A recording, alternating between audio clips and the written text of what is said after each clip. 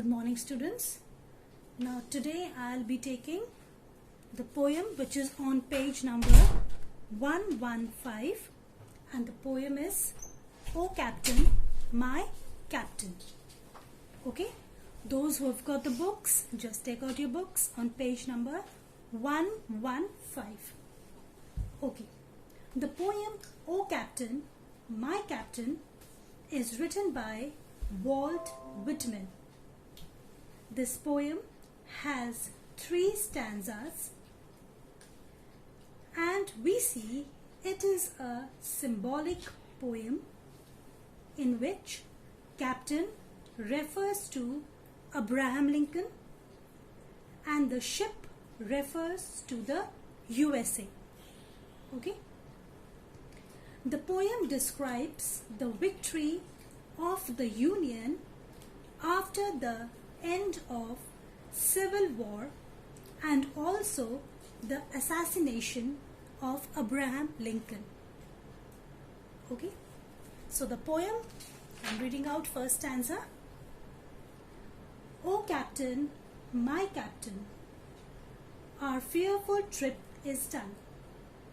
The ship has withered every wreck, the prize we sought is won. The port is near, the bells I hear, the people all exulting, while follow eyes the steady keel, the vessel grim and daring, but, O heart, heart, heart, oh the bleeding drops of red, where on the deck my captain lies, fallen, cold and dead.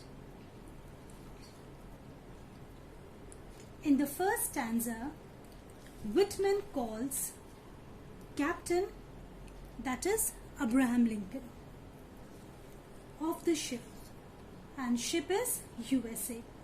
That fearful trip means dreadful civil war, okay, has come to an end.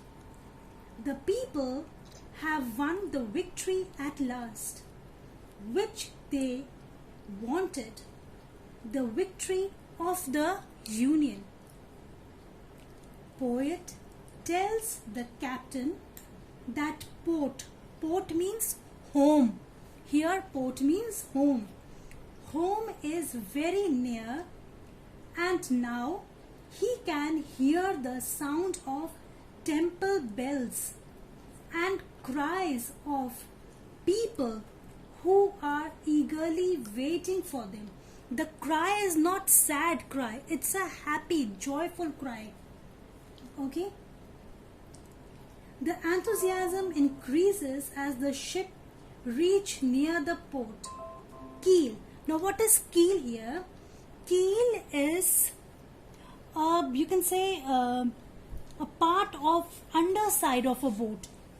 Okay, so the keel has been thrown off the ship so as to keep ship stable. Okay, keel has been thrown off the ship so as to keep ship stable. In the next lines we see this enthusiasm is replaced by gloom.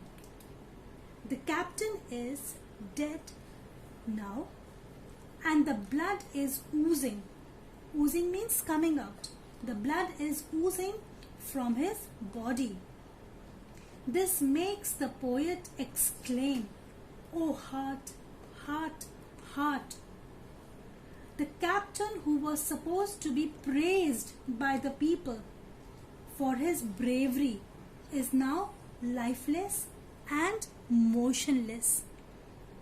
Okay? Now second stanza. O Captain, my Captain, rise up and hear the bells. Rise up, for you the flag is flung. For you the bungle trials. For you bouquets and ribboned wreaths. For you the shores a crowding. For you they call the swaying mass. Their eager faces turning. Here, Captain, Dear father, this arm beneath your head, it is some dream that on the deck you have fallen cold and dead. Okay, now here we see the second stanza. We are told that Whitman tries to talk about the captain who he knows well is dead. This technique of talking to the dead is called apostrophe. The poet asks the captain to rise up. As for him, bells are being rung, flags are being hoisted, musical instruments are being run, flowers are being curled. Whitman is trying to say that, Captain, wake up, rise up. See, bells are ringing for you. Flags are hoisted only for you. Musical instruments are being rung. Flowers are being curled. The people are eagerly waiting for his arrival, but he is dead now. Who is dead now, class? Abraham Lincoln is dead. Okay? It should be noted that the captain is dead now, and hence these ceremonies are of his funeral. The poet tries to consider this death to be fancy, but at last he has to believe that captain is dead. Poet calls him father because for him Lincoln is not just a military leader but the father of the nation, and laments over his loss. Laments or cries over his loss. Third stanza. My captain does not answer. His lips are pale and still. My father does not feel my arm. He has no pulse nor will. The ship is anchored, safe and sound, its voyage closed and done. From fearful trip the victor ship comes in with object won.